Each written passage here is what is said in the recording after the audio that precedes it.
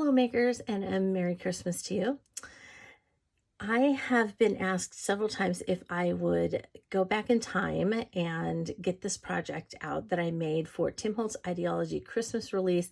I believe it was 2019. And unfortunately, I didn't even make a blog post about this. I guess I got busy or something like that and never did get around to even making a blog post about it. So I went back into my archives and I found some pictures that I took when I was making this. And so I will, here and there, as I'm talking about some of it, I may go ahead and stop and put in some of the still photos and do a little voiceover to try and explain what I did. But to begin, this is a vignette tray and vignette boxes with, and you're going to have to forgive me, I really don't remember the names of a lot of these things, but these were those box tops, the Christmas box tops that were released. And I know some of you may still have these, but these were made to fit all the 4 different sizes of vignette boxes. And they came in several different styles. So this is my make with the box tops. Okay, I apologize already for the interruption. My cat Leota, you probably all know her well by now, interrupted me. So I believe I was talking about the box tops. They came in several different styles. And so this is the way that I used them in this particular release. So let's go ahead and first talk about some of the details that, where do I want to go with this? All right, I'm having difficulty deciding even where to start. So let's just start at the basics. So the base of this is a large vignette tray. And so that's the whole base of it.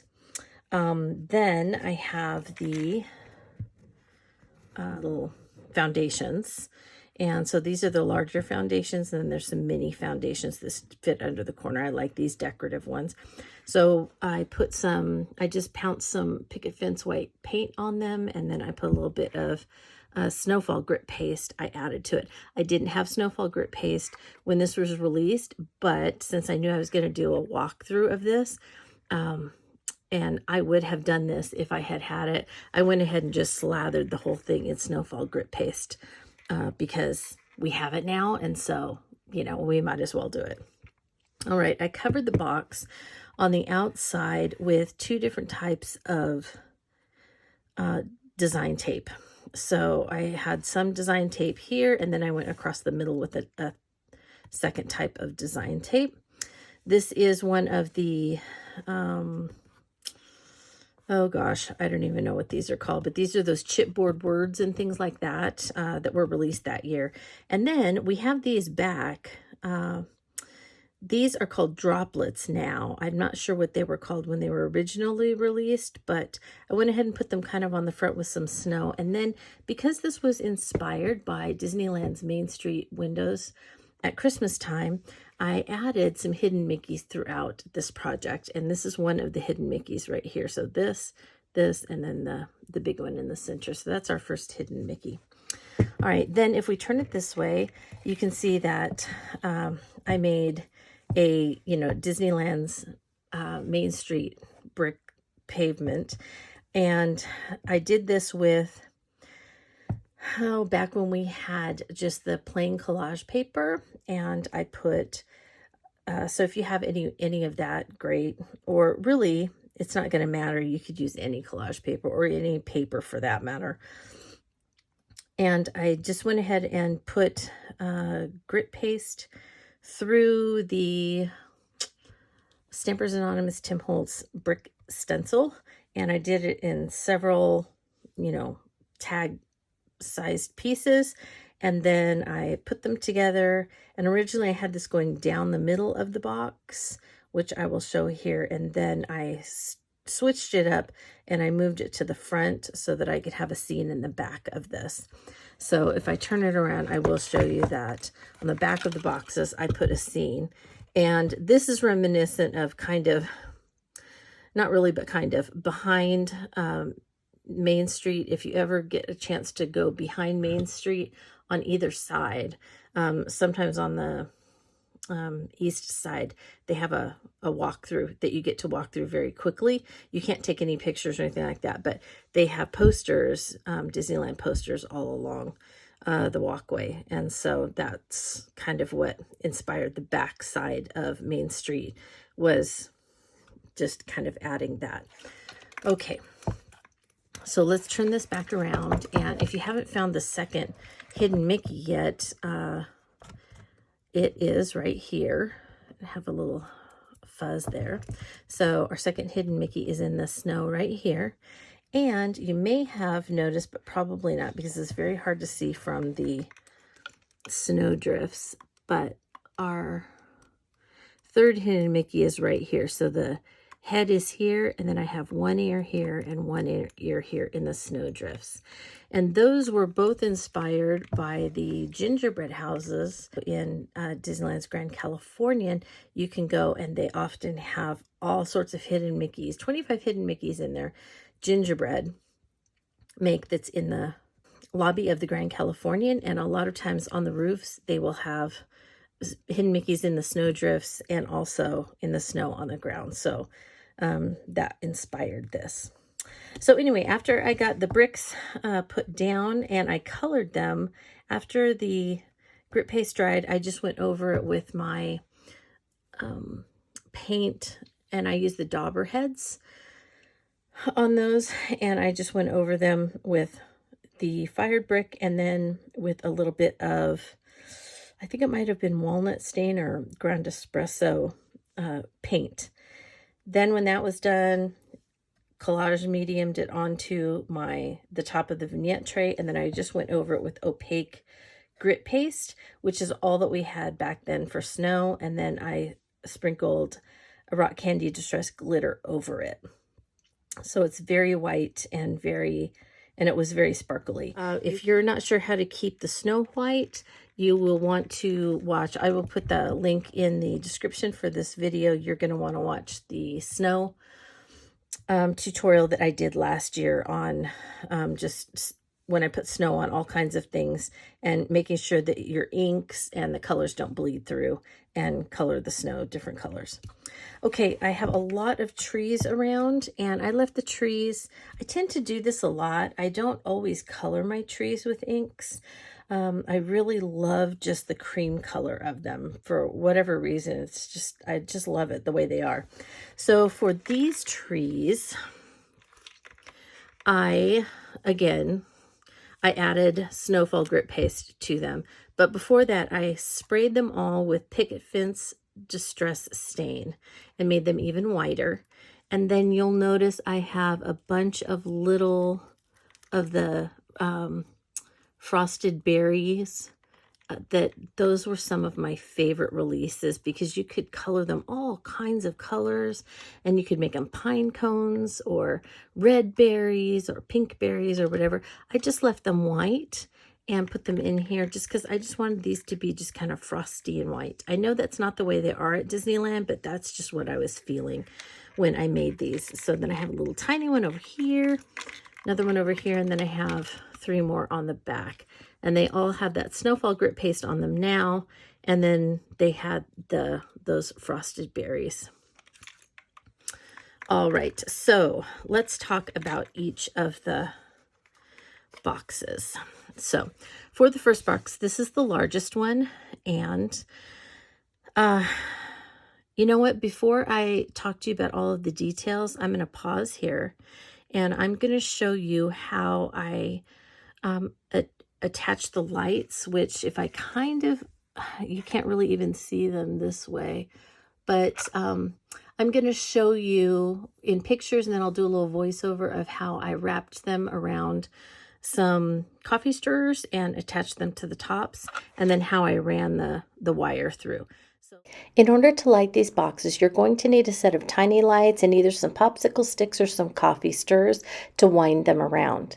Now, before you attach the lights, you need to be sure that you have the paper inside the boxes completed. You also want to put any ephemera on the back of the box Or, as you can see, I hung the snowflake adornments from some eye hooks, and so I needed to put those in before I attach my tiny lights. Another important thing to consider is that you need to raise the bottom of the boxes by putting in a piece of chipboard that will go across at the height of the bottom of the opening on the box tops. If you don't do that, then all of your cute ephemera and embellishments and things like that will fall behind that, and you won't be able to see them. So you need to make a little shelf, and you can see even on the one on the far right that I actually mimicked the snowdrifts that are in that snow box, and it kind of has that V shape, and so I went ahead and mimicked that by forming my chipboard into the V shape as well, and then covering it with some snow. Once your boxes are ready, go ahead and measure the popsicle sticks or coffee stirrers to be just a little shorter than the width of the box and trim those up. And then you're going to want to get out a Dremel, and you need to drill a hole large enough for the lights to go through. And you need one in the first box in the top left back corner and the top right front corner. The middle box gets a hole drilled in the top front left corner and the top right front corner. And then the last box gets a hole drilled in the top left front corner, and that's it. Now you want to thread the lights through the back top left corner of the first box. You're going to wrap 7 lights around a popsicle stick, as you can see in the picture. And then you want to make sure that all of the little lights are on the bottom side of the popsicle stick, because we're going to be adhering the back side to the top of the box, and so you want all the light shining down. You want to continue that way, so go ahead and thread the light through the top left corner of the middle box and wind 7 more bulbs around the popsicle stick for that box, and then thread it out the top right and into the top left of the third box, and wind the last 7 or so, 6 or 7 lights around that last popsicle stick. When you're done wrapping the wires around the sticks, go ahead and add some foam dots to the wire side, and then adhere those to the top fronts of each of the boxes, as you see in the photo here. And then they should all light up, and they will stay nice and snugly up in the top of each of those boxes, ready to go. Now, if you look closely, you can see the wire going between each of the boxes, and you have to keep the boxes very close together at this point. And now we're going to have to maneuver those box tops onto them. So you're going to have to cut some slits on the boxes where the wires are in order to be able to fit them over the front of the box. Then once that's all done, you're going to go ahead and put some paper on the back of each box, and you can cover the wire from the battery pack with some of that paper. So here on the back is the battery pack. Okay. And it's hidden behind our 2 friends here.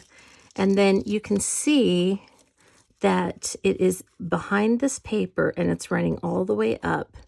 And it went through the back here and then across the top, and it is wrapped around the stick that is in the front behind this.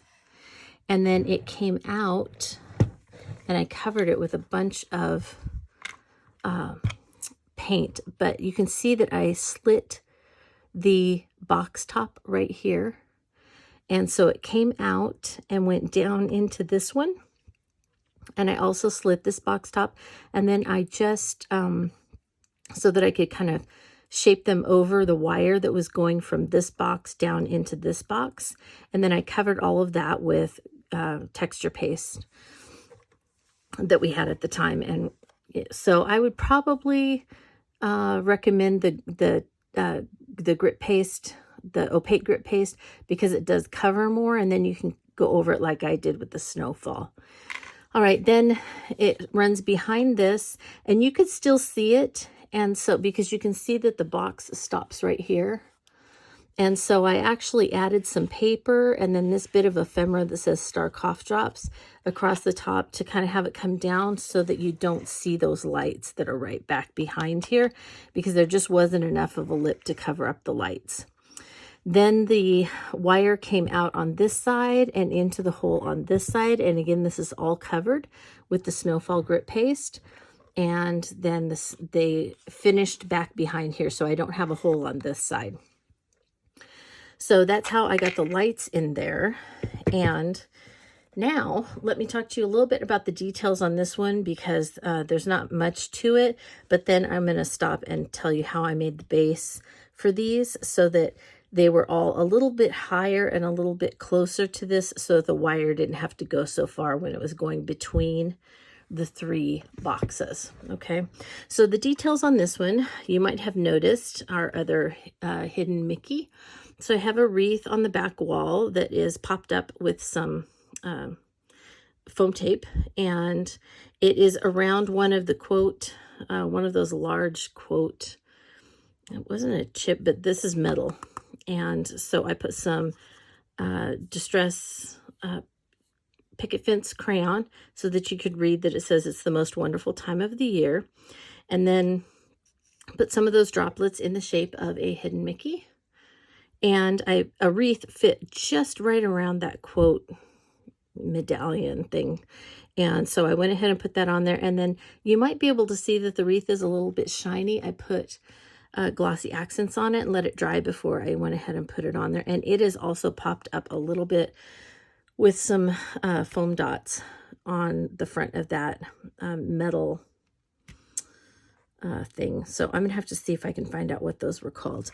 All right, then I have a little bit of ephemera back here, December 25th. I have some, I have the December calendar back there. And this was just supposed to be like maybe the Emporium window where they're selling some things. And so a lot of times they'll just have things that look Christmassy. I have one of the vintage Santas that I painted with distress paint.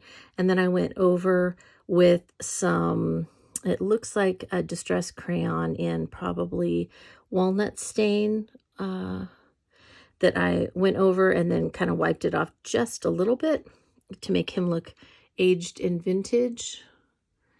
And then I took a piece of ephemera and I actually just folded it over a piece of foam to kind of make it look like an actual 3D package. But that is just a flat piece of ephemera that was released that year. And then in this corner, I have a Christmas tree with some red and blue baubles that I've colored, and then some red and blue baubles that are just spilling out into here. And I also raised the bottom up. So I just put some chipboard so that the bottom was raised up to the edge of this so that you could see everything, kind of like when you walk by the windows on Main Street. Everything's kind of up 2 or 3 feet off the ground so that you can actually see it as you walk by. Okay, now you can see that this one is the second to smallest box. And then this is the second to largest box, but the size was significantly different between them. And so I needed to kind of raise them up a little bit so that your line of sight when you were, say, walking down Main Street would be kind of at the same level, and also so the wire didn't have to go so far. So for the candy store, I'm going to stop right now and I'm going to do a little voiceover and explain to you how I made this bottom part of the window. For this piece, I used Sizzix white mat board, and you can get it off of the Sizzix website or other places. And I cut a piece that was about 1 inch by 6 inches wide, and then I scored it at the dimensions to fit directly under the box. I didn't have enough to go all the way around, so that's fine. I cut a piece off that would fit completely across the front as a panel. To make that panel more decorative, I cut a second piece of mat board that was 1/8 of an inch smaller all the way around and would fit in the center of the main panel. Then, to make that even more decorative, I embossed a piece of distress watercolor cardstock by putting it through the 3D lattice impress lit. and then cutting that to fit within the center panel. I then got one of my mini plaquettes with the number 25, added the fasteners, and that would be the address.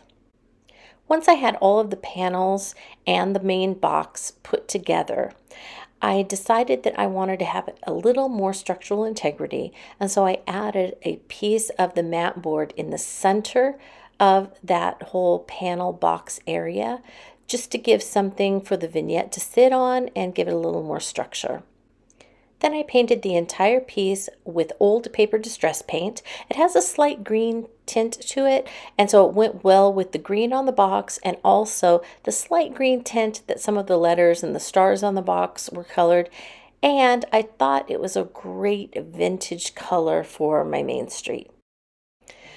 After the paint dried, I covered the entire surface with Distress Collage medium and let that dry. And then in order to make some of those amazing latticework details stand out, I went ahead and ran over the raised areas with Distress crayon in frayed burlap, and then rubbed that in with a damp finger, and look at the age that it gave it. I just absolutely love it. I think it looks wonderful. The box sits directly on top of this, and I attached it with Distress Collage medium and added a little bit of snow. It's pretty amazing what you can do with just a little bit of chipboard and some embossed cardstock, right? So here is how that ended up looking. And then I added all of these candies. So these were some droplets that were kind of clear, and I just add a little bit of alcohol ink to them, wrapped them up in some wrapper. These were in the ephemera, and you can see that they're kind of shiny. I hope you can see that. And so I put glossy accents on them, let them dry before I put them in here. And I only put the glossy accents on the candy cane part. I didn't put it on the bow, so that there would be kind of a difference there. A little piece of ephemera in the back, kind of like it's on the wall. And then the peppermint sticks I just made. We didn't have the confections back then, and so we had some striped paper in our paper pack, and so I actually just cut it, and I cut it into strips, and then I cut the strips so that the paper was going on diagonal. Then I just rolled them up and trimmed them and wrapped them with some of just the, the cellophane that comes around any of the Idea-ology things that you purchase. So just really easy to just grab your packaging and wrap it around different things. These are the corks for each one, and I put one of the big droplets on top of this one and one of these pieces on top, and I painted them with the brushed pewter distress paint so that they would kind of look like little, I don't know, little tops on the candy jars. And then this candy jar has the frosted berries, and I just cut the wire from between, because they're wired and there's a berry on each end. So I cut the wire in between, and then I colored some of them green and some of them red, and so those are what are inside of those. So this is kind of actually my first confection shop that I made several years ago. And last but not least, I made a smaller version of this, again with another one of those embossing thinlit thing. And so I went ahead and just put some of the same chipboard and then a little bit of that embossed cardstock on there, just to raise this up just a little bit, not quite as much as that one. And then I made, this is one of the wooden snow globes. So inside of it, I spent a lot of time making that little castle. And so I'll put some still shots in of the castle right now, because I painted it actually, each little piece, and then I added some grit paste, and then I added some stickles. I think it was stickles. It could have been that I colored a little bit of rock candy glitter with alcohol ink. I could have done that too, but I just remember it was glittery, and so I put a little bit of glossy accents, and then I actually used a pin, like a straight pin, and I just moved everything around until I got it to look like a wreath, and I got it to look like swags, because the glossy accent gives you a little bit of time before it dries, and so there's time to kind of move that stuff all around. And then you can just take the tiniest little bit on a straight pin and just put a few little bits of the red glitter to make it look like berries or baubles or something like that. So that's how I decorated the castle. And this was a Sizzix die for the sidekick that I used for that. And I put it in a little bit of grit paste with some distress glitter inside. I used those same droplets to make another hidden Mickey here, and then actually to add some interest all along the outside, painted that with brushed pewter, and we were good to go with that. On the icicles, just rub some glossy accents, do some rock candy glitter, let it dry, and then on the back, these were some of the snowflake charms for that year. They came, I think there were 3 or 4 different styles. And so I just rubbed, again, glossy accents and some glitter on there. So, and I think before I did that, I did a little bit of, looks like I did a little bit of picket fence distress paint before I did any glossy accents or glitter, just to make them a little bit whiter. And then added a few of the paper dolls, and I did color the paper dolls, but it's really hard to see that I even colored them. So this one has lavender on her muff and her collar and her hat, and then I sprayed it with distress resist spray. This is kind of a blue, a weathered blue, and you can see the pink cheeks, the same weathered blue on the little girl. And this one used to be red, so this one's the one that really faded. But anyway, I did color them, and I sprayed them all with distress resist spray so that I would have a little bit of strength so that I could stand them up against the buildings. Very quickly on the back, I covered it with some paper that was in the paper pack that looked like wood planks, and then added some ephemera on the wall. This is a sledding girl that was one of the paper dolls, and colored her with some of the pinks and Victorian velvet, and a little bit of blue and a little bit of red on these two. So the red again is the one that faded. I think that's really interesting. I wouldn't have thought that red would be the one to fade. Anyway, so sprayed these also with distress resist spray, and just lots and lots and lots of grit paste, glitter, and now snowfall. And that's pretty much it for this piece. So I hope that the little additions to that I added with some of the photos and me building this helped you see how it went together. And I know that a lot of this is long retired. You may have some of it in your stash, or I know that you're all incredibly creative and that you can just substitute with what's available now or what you do have in your stash. Anyway, so thank you to those of you who did ask about this project and have asked me for quite some time to please make a tutorial video about it. I hope that you enjoyed it, and I hope that it helped answer any questions. If not, please contact me through my blog at playswellwithpaper.blogspot.com. I will be more than happy to try and answer any questions that I missed. And until then, I hope that you have a very creative day.